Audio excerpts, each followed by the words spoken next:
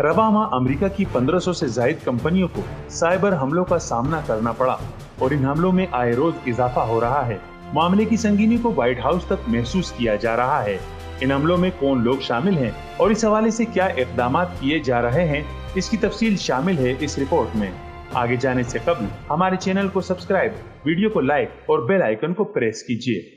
Super power का दावेदार America इस वक्त शदीद साइबर हमलों की जद में है, जहां इसकी मशहूर और मारूफ कंपनियों के अकाउंट्स हैक करके तावान तलब किया जा रहा है। इन हमलों में गुज़िश्ता एक माह के दौरान तेजी से इजाफा देखने में आया है और वो साबिका सुपर पावर से मदद तलब कर रहा है।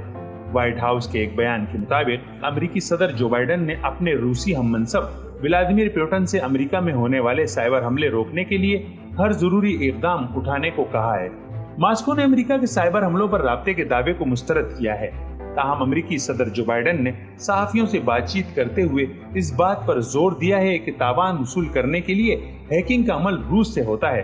अमेरिका के मुताबिक हमलावरों का ताल्लुक रूस से है, जहां से हमलावर रूसी सिक्योरिटी सर्विसेज के इल्म और मंजूरी के साथ ये काम करते हैं।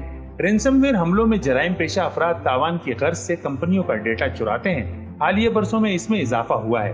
रूस या मशरकी यूरोप में कायम अराइवल दामी हैकर्स के गिरोह की जानिब से गुज़िश्ता माह दुनिया भर में नए साइबर हमले किए गए। इस हैकिंग के बाद जो बाइडेन ने पुतिन से मुलाकात की और इन्हें 16 इंतहाई हसास शोबों की फहरिस्त दी और इस बात को यकीनी बनाने की कोशिश की कि मुतल्लिका शोबों पर किसी सूरत हमला नहीं होना चाहिए।